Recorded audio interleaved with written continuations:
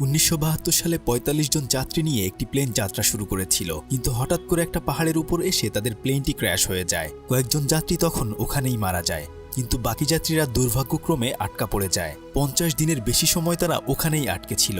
ঠিক এই সত্য ঘটনার উপর নির্মিত অ্যালাইভ মুভির গল্প আজকে আপনাদেরকে শোনাবো। তো চলুন গল্পটি শুরু করা যাক। দক্ষিণ আমেরিকার একদল রাগবি টিম খেলোয়াড়রা চিলিতে খেলতে যাওয়ার জন্য প্লেনে করে যাত্রা শুরু করেছিল। তাদের সাথে তাদের পরিবারের মানুষজন সহ আরও বেশ কয়েকজন বন্ধুবান্ধবী ছিল। সমস্ত খেলোয়াড়রা প্লেনের ভেতরে অনেক বেশি মজা করছিল। তারা তাদের সুন্দর মুহূর্তগুলো ক্যামেরায় ছবি তুলে রাখে।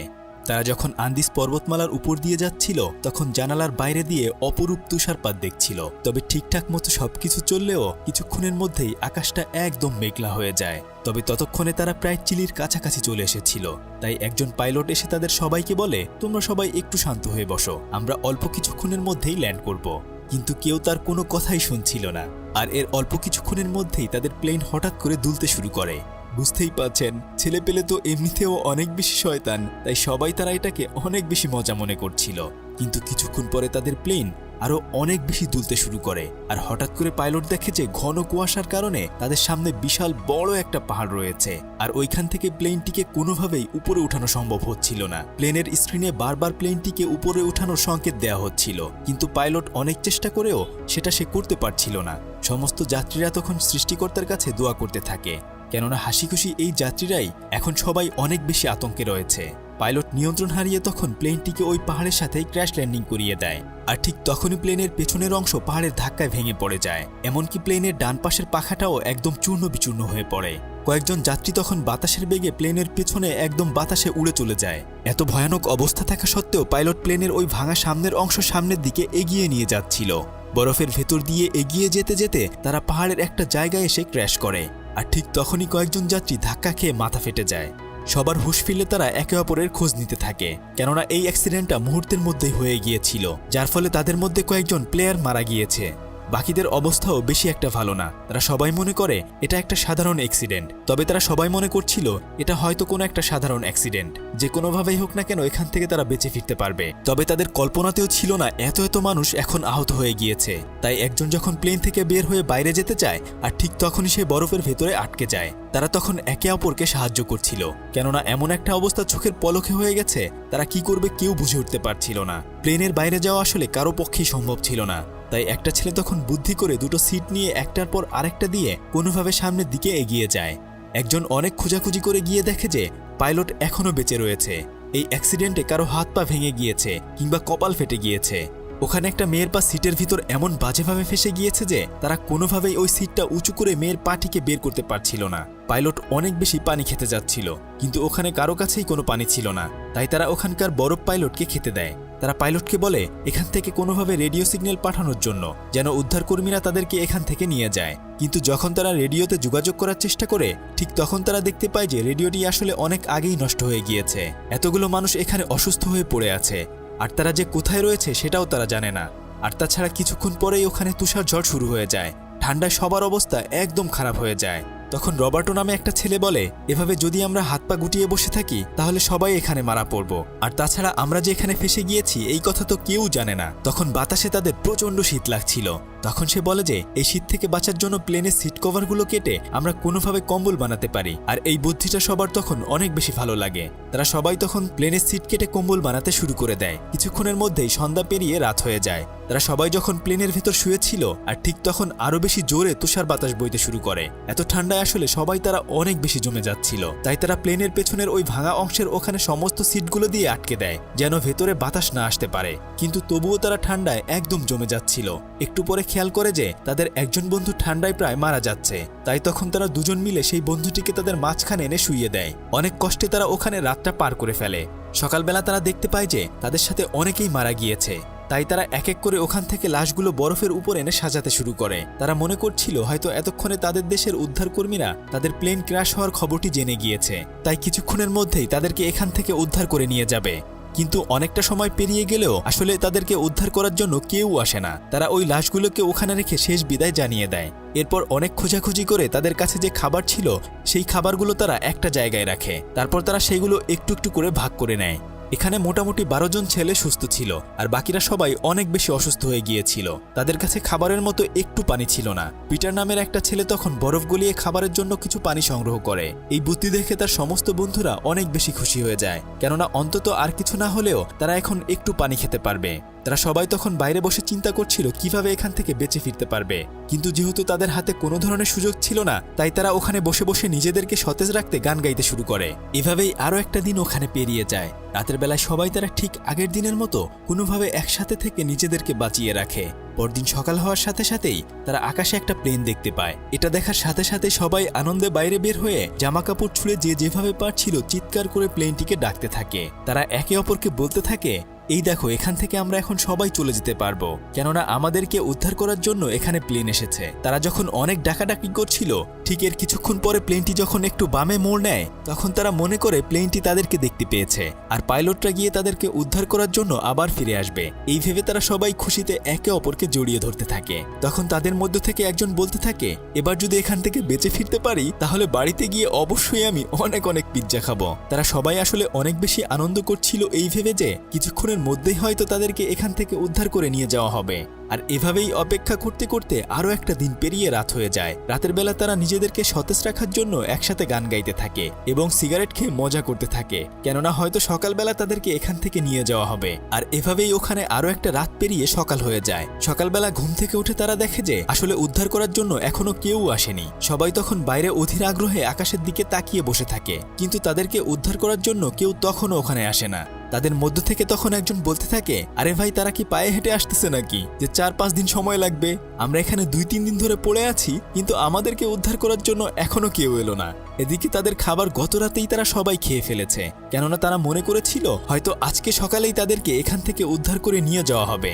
তাই তাদের একজনের সাথে আরেকজনের মারামারি লেগে যায়। তখন তাদের দলের ক্যাপ্টেন অ্যান্টনিও বলে, তোমরা সবাই এখনো বোকা স্বর্গে বাস করছো, আমাদেরকে হয়তো এখানে কেউ উদ্ধার করতে আসবে না। আমরা যদি এখন তাদের আশায় বসে থাকি, তাহলে সবাই এখানেই মারা পড়ব।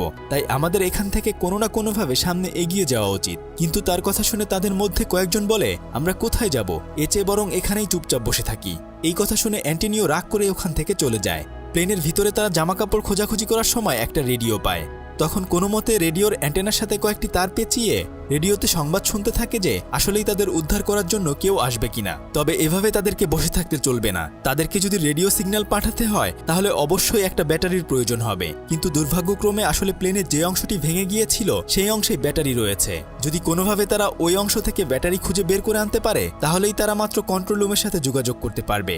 কিন্তু আসলে প্লেনের সেই ভাঙা অংশ খুঁজতে যাবে কারা, এই নিয়ে তাদের মাঝে একটু ঝামেলা হয়ে যায়। তখন তাদের মধ্য থেকে 5 জন মিলে একটা দল হয়ে বলে, আমরা আগামীকাল প্লেনের সেই ভাঙা অংশ খুঁজে ব্যাটারি এনে ট্রান্সমিটার ঠিক করে কন্ট্রোল রুমের সাথে যোগাযোগ করার চেষ্টা করব। তাই পরদিন তারা 5 জন মিলে একটা দল হয়ে বরফের ভেতর দিয়ে সামনের দিকে আগাতে থাকে। কিন্তু অনেকটা পথ পাড়ি দিয়েও তারা আসলে প্লেনের সেই ভাঙা অংশ কোথাও খুঁজে পাচ্ছিল না। কয়েকদিন ধরে না খেয়ে থাকার কারণে তারা সবাই অনেক বেশি দুর্বল হয়ে পড়েছিল। আর ঠিক তখন হঠাৎ করে তাদের মধ্যে থেকে একজন বরফের ভেতরে আটকে যায়। বাকিরা তখন কোনো মতে তার পা ধরে টেনে উপরে তোলার চেষ্টা করে, আর ঠিক তখনই বরফের টুকরোটি ওখান থেকে ভেঙে যায়। আর তারা দেখতে পায় যে ওখানে আসলে বরফের শেষ প্রান্ত ছিল, নিচে পড়লে তারা সবাই মারা যেত। অনেক কষ্ট করে তারা এই যাত্রায় তার বন্ধুকে ওখান থেকে তুলে নিয়ে আসে। তারা সবাই তখন পাথরের উপরে বসে বলতে থাকে, ভাগ্যিস এই যাত্রায় বেঁচে গিয়েছি, নাহলে হয়তো সবাই আমরা একটু আগেই নিচে পড়ে মারা যেতাম। ক্লান্ত শরীরে তাদের নিঃশ্বাস নিতে অনেক বেশি কষ্ট হচ্ছিল। তখন তারা বলছিল, কোনোভাবে আর সামনে যাওয়া সম্ভব না, আজকের মতো বরং আমরা প্লেনে ফিরে যাই, কালকে না হয় আবার প্লেনের সেই ভাঙা অংশ খুঁজতে শুরু করব। এরপর তারা সবাই আবার প্লেনে ফিরে আসে। রাতের বেলায় তারা একটা ম্যাপ খুঁজে পায়। তখন একজন বলতে থাকে, আমরা যদি এখান থেকে পশ্চিম দিকে যেতে পারি, তাহলে শুধু চিলি পৌঁছাতে পারবো, আর তাছাড়া কোনোভাবে আমরা এখান থেকে বের হতে পারবো না। এখান থেকে আমাদেরকে কোনোভাবে চিলির গ্রিন ভ্যালিতে যেতে হবে। তখন তাদের মধ্যে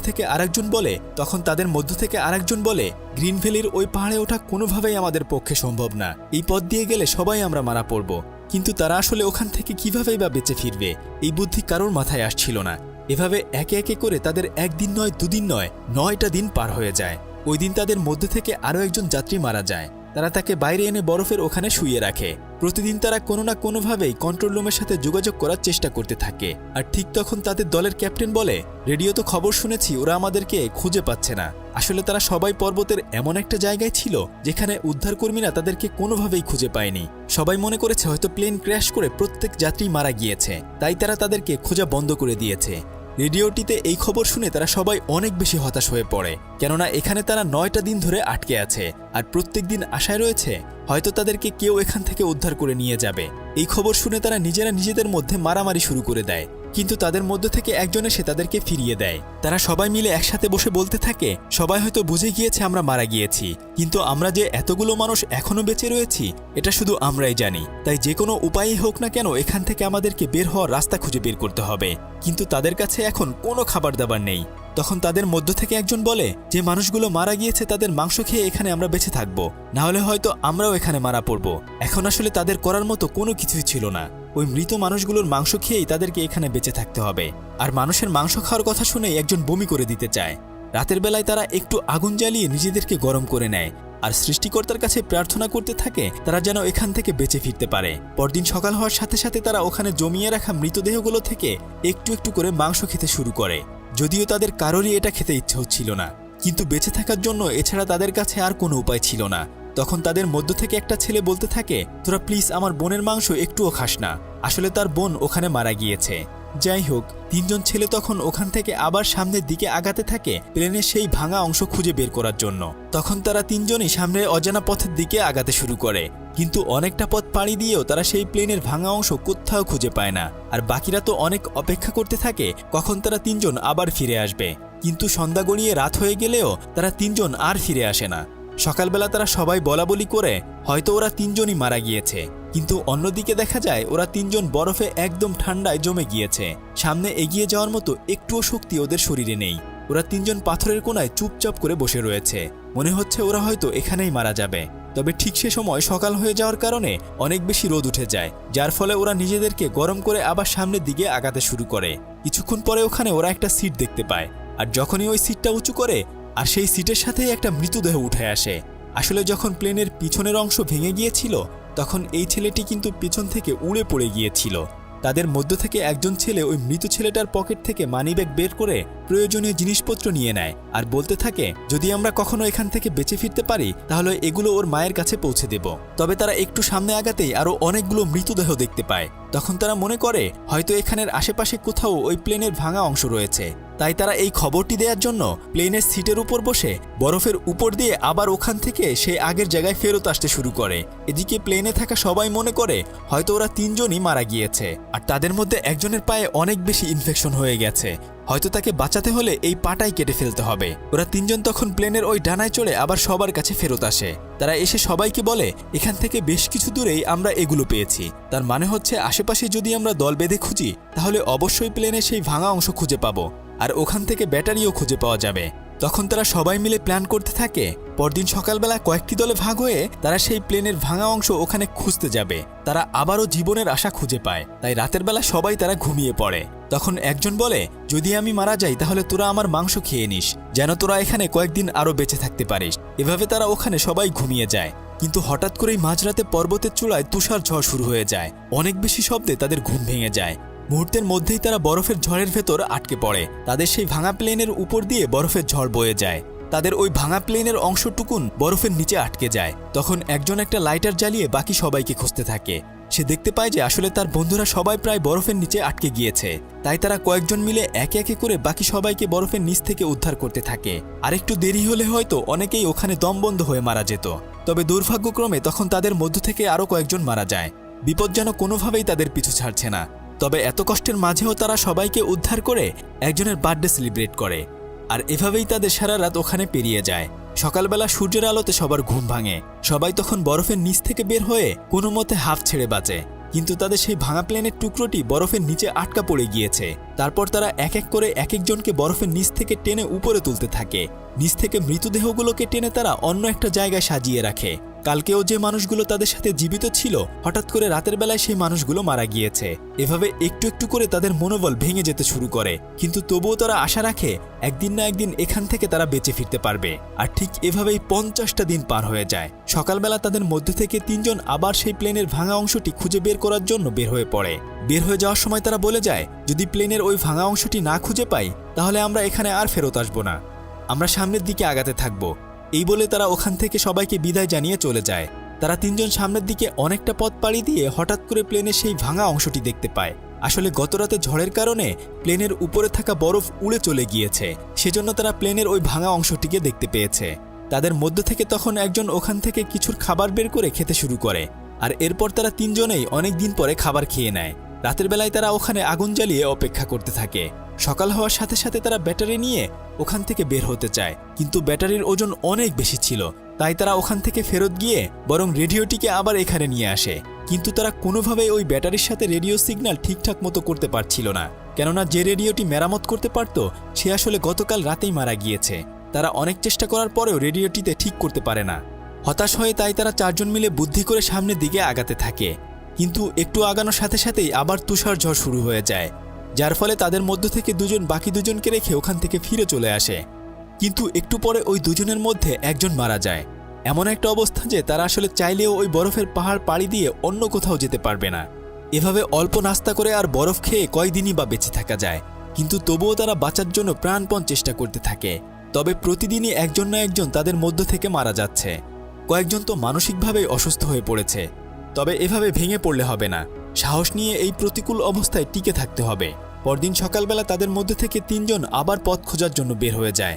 বাকি সবাই তাদেরকে বিদায় দিয়ে শুভকামনা জানায়। তারা অনেকটা পথ পাড়ি দিয়ে রাতের বেলা পাহাড়ের ওখানে আশ্রয় নেয়। পরদিন সকালবেলা সবাই তারা আবার সেই পাহাড় পাড়ি দিয়ে সামনের দিকে আগাতে থাকে। যদিও কাজটা আসলে এত সোজা ছিল না, কিন্তু তাদেরকে তবুও সামনের দিকে এগিয়ে যেতে হবে।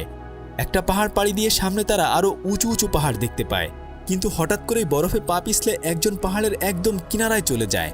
তখন বাকিরা সবাই কোনো মতে তাকে বেল্টের মাধ্যমে টেনে উপরে তুলে আনে। তারা তিনজন এই বিপদ থেকে এই যাত্রায় কোনোভাবে বেঁচে যায়, আর এভাবেই ওখানে আরও একটা রাত পেরিয়ে যায়। পরদিন সকালবেলা ঘুম থেকে উঠে তারা বরফের ভেতর একটা রাস্তা দেখতে পায়। তারা মনে করে হয়তো এই রাস্তা ধরেই কোথাও না কোথাও যাওয়া সম্ভব, তাই তারা পাহাড়ের উপরে আসে ওই রাস্তাটি দেখার জন্য। কিন্তু অনেক কষ্টে পাহাড়ের উপরে উঠে তারা দেখতে পায় যে আসলে চারদিকে কোথাও কোনো ধরনের গাছপালা নেই, শুধু পাহাড় আর পাহাড়। তখন তারা আফসোস করে বলতে থাকে হয়তো আমরা এখানেই মারা যাব। কিন্তু তাদের মধ্য থেকে একজন বলে এখান থেকে 50 মাইল দূরে গেলে হয়তো আমরা অবশ্যই কোনো না কোনো লোকালয় খুঁজে পাবো। তবে তাদের মধ্য থেকে একজন অনেক বেশি দুর্বল হয়ে পড়ে। সে বলে আমি কোনোভাবে এখান থেকে 50 মাইল দূরে হেঁটে যেতে পারবো না। তাই পরদিন তাকে তারা ওখানে রেখে বাকি দুইজন সামনের দিকে আগাতে থাকে। তারা অনেকটা পথ পাড়ি দিয়ে লোকালয় খুঁজে পায়। দুজনেই তারা তখন খুশিতে আত্মহারা হয়ে যায়। যেখানে তাদের প্রত্যেকের মৃত্যু নিশ্চিত ছিল, তবুও তারা সাহস করে সামনের দিকে এগিয়ে গিয়েছিল। এরপর তারা হেলিকপ্টার নিয়ে তাদের সবাইকে ওখান থেকে উদ্ধার করে নিয়ে আসে। তাদের মধ্য থেকে 29 জন মানুষ মারা গিয়েছিল এবং 16 জন মানুষ বেঁচে ফিরতে পেরেছিল। আসলে জীবনে কোনো মুহূর্তেই হাল ছাড়া উচিত নয়। যদি তারা দুজন সাহস করে সামনের দিকে না এগিয়ে যেত, তাহলে হয়তো তারা কেউ আর বেঁচে ফিরতে পারতো না। ঠিক তেমনি একটা মেয়ে একবার সমুদ্রের ভেতরে আটকা পড়ে যায়। সেই মেয়েটি কিভাবে ওখান থেকে বেঁচে ফিরেছিল সেই রোমাঞ্চকর যাত্রাটি দেখতে চাইলে স্ক্রিনে থাকা আমাদের এই ভিডিওটি দেখুন। ততক্ষণে সবাই ভালো থাকুন। আল্লাহ হাফেজ।